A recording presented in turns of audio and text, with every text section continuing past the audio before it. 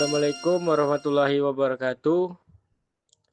Kami dari kelompok 4 izin mempresentasikan makalah yang berjudul Pegadaian Syariah. Di sini saya Padli sebagai moderator dan ada presentator yang bernama Sukartini, M. Abel Gepani, Tiara Atika Sari, dan Saidina Gisela. Baik, di sini saya akan menyampaikan pendahuluan Pegadaian Syariah. Dalam kehidupan sosial ekonomi masyarakat, kebutuhan akan pembiayaan seringkali menuntut adanya jaminan yang dapat memberi rasa aman bagi kedua belah pihak. Salah satu bentuk solusi yang ditawarkan Islam adalah sistem RAN atau gadai syariah, yaitu akad penahanan barang berharga sebagai jaminan atas suatu utang, di mana barang tersebut dapat dijual apabila yang berutang tidak mampu melunasi kewajibannya. Berbeda dengan sistem gadai konvensional yang mengandung unsur bunga dan spekulasi.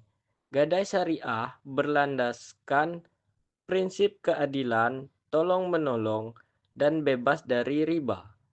Konsep ini hanya menjadi instrumen keuangan, tetapi juga sarana sosial untuk menjaga keseimbangan antara kebutuhan individu dan tanggung jawab moral dalam bermuamalah sesuai dengan syariat Islam.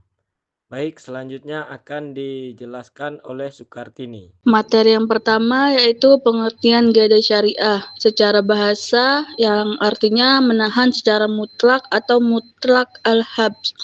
Makna ini menunjukkan adanya unsur penahanan barang untuk menjamin pelunasan suatu hak. Menurut Al-Syarbasyi dalam Murjam Al-Istiqhadi Al-Islami, Rohan artinya menjadikan suatu benda sebagai jaminan atas suatu utang yang dapat diambil dari benda tersebut apabila utang tidak dilunasi. Dalam konteks muamalah Islam, gadai berarti perjanjian untuk menahan suatu barang yang bernilai harta sebagai jaminan pelunasan hutang.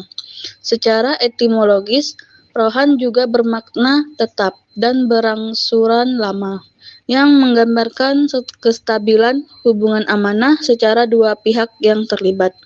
Dalam praktiknya, gadai syariah menekankan aspek tolong-menolong atau disebut ta'awun dan keadilan, tanpa mengandung unsur riba, horor, atau zalim, sebagaimana prinsip umum dalam ekonomi Islam. Rahan menurut para ulama.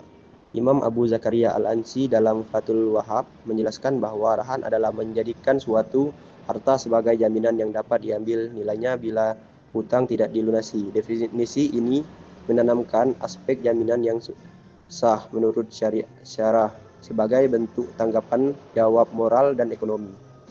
Ahmad Barjah berpendapat bahwa rahan merupakan akad sosial, bukan bisnis. Artinya rahan tidak dimaksudkan untuk mencari keuntungan, melainkan untuk membantu pihak yang membutuhkan dana dalam kondisi mendesak. Ibnu Qudmah dalam Al-Muhni menyatakan rahan adalah benda yang dijadikan kepercayaan dari suatu hutang agar bisa dilunasi dari hasil penjualannya bila debitur gagal membayar. Ketiga definisi tersebut mengarah pada satu makna. Rahan adalah akad utang piutang dengan jaminan harta yang bernilai dan sifatnya monolog tanpa mengambil keuntungan berlebih. Prinsip ini sejalan dengan maqasid syariah, yaitu menjaga harta, hifz al-mal, dan mencegah kerugian bagi kedua belah pihak. Selanjutnya dalil syarah tentang gadai. Al-Quran Surat Al-Baqarah ayat 283. Jika kamu dalam perjalanan dan tidak memperoleh seorang penulis, maka hendaklah ada barang tanggungan yang dipegang oleh yang berpiutang. Tapi jika sebagai kamu mempercayai sebagai yang tanggungan yang dipegang oleh yang berpiutang. Tapi jika sebagian kamu mempercayai sebagian yang lain, maka hendaklah yang dipercaya itu menunaikan amanatnya dan hendaklah ia bertakwa kepada Allah Tuhannya. Ayat ini menunjukkan bahwa barang gadai sebagai jaminan utang adalah boleh terutama dalam kondisi tertentu seperti tidak adanya pencatat transaksi. Hadis riwayat Bukhari dari Aisyah, Rasulullah SAW membeli makanan dari seorang Yahudi dengan cara berhutang dan beliau menjaminkan padanya baju besinya. Hadis ini memperkuat legitimasi akad rahan dalam Islam dan menunjukkan bahwa Rasulullah SAW sendiri mempraktikkannya dalam kehidupan sehari-hari.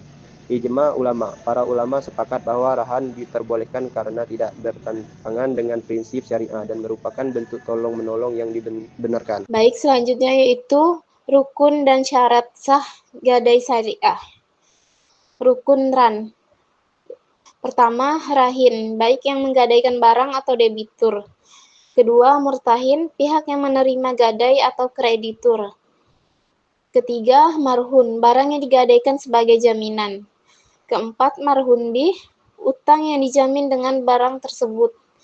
Terakhir, sihat, ijab dan qabul, yaitu pernyataan kesepakatan yang jelas dan tanpa paksaan. Syarat sahran. Pertama, akad harus dilakukan secara sukarela dan tidak disertai syarat yang menggantung. Kedua, pihak harus balik, berakal sehat dan cakap hukum. Yang ketiga, barang gadai harus bernilai ekonomi, dapat dimiliki secara sah, dan dapat dijual untuk pelunasan utang. Keempat, barang tidak boleh samar, harus jelas wujud dan nilainya. Terakhir, utang yang dijamin harus benar-benar ada dan dimiliki kejelasan jumlah serta waktu pelunasan. Baik, saya akan menyampaikan kesimpulan presentasi kelompok 4. Gadai syariah RAN merupakan salah satu instrumen keuangan Islam yang memiliki peranan penting dalam membantu masyarakat memenuhi kebutuhan dana tanpa harus terjerumus dalam praktik riba. Melalui prinsip keadilan, amanah, dan tolong-menolong atau ta'awun, sistem RAN memberikan solusi yang sesuai syariat bagi mereka yang membutuhkan jaminan atas pinjaman dengan cara yang halal dan transparan.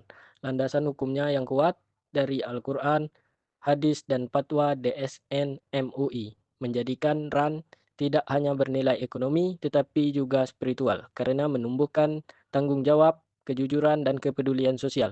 Dengan penerapan akuntansi syariah yang akurat serta mekanisme operasional yang berkeadilan, gadai syariah menjadi model ideal dalam mewujudkan sistem keuangan yang beretika, berkeadilan, dan membawa kemaslahatan bagi umat.